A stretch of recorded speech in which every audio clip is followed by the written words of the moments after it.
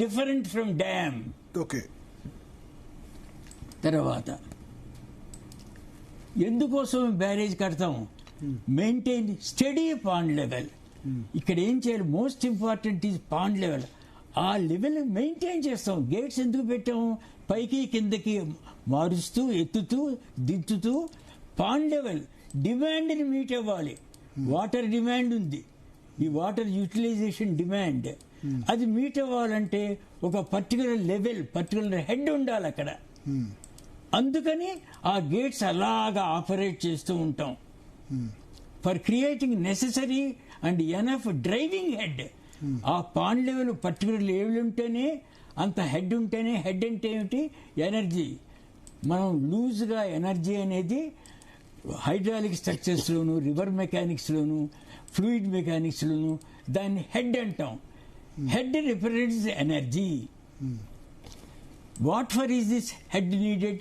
To divert part of the river flow into a conveyance channel. ఈ కేసులో conveyance channels ఏమిటి?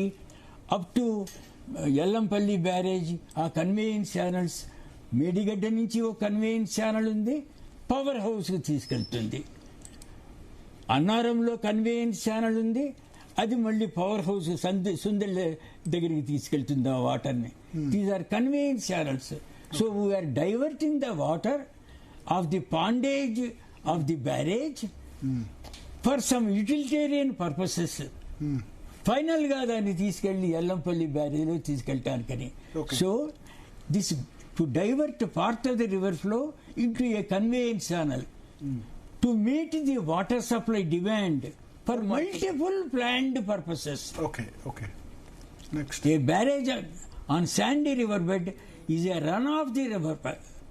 Run of the river అంటే రివర్లో ఈ ఫ్లో ఉంటుంది, that is called run of the river. ఈ run of the రివర్ని disturb చేయము.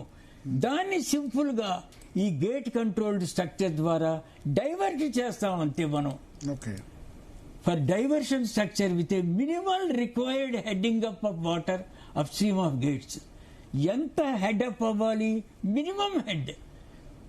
డిమాండ్కి ఎంత కావాలో అంతే హెడ్. ఎక్కువగా స్టోర్ చేసామనుకోండి బియాండ్ ద డిమాండ్, అది అప్పుడు స్టోరేజ్ అయిపోతుంది.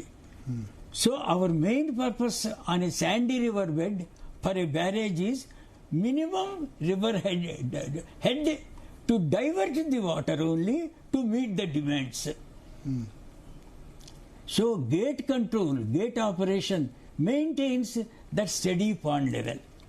అది అక్కడ మెయిన్. ఆ గేట్ ఎందుకంటే ఉన్న ఆ series of gates to maintain a steady pond level. Barrages being low height barriers to flow create only incidental storage. Barrage ఎందుకుంది? బ్యారేజ్ ఏం చేస్తుంది? ఇన్సిడెంటల్గా కొంత స్టోరేజ్ని మాత్రం. It is happening, that storage is happening, therefore we will limit the storage up to that only to meet the demand. Okay.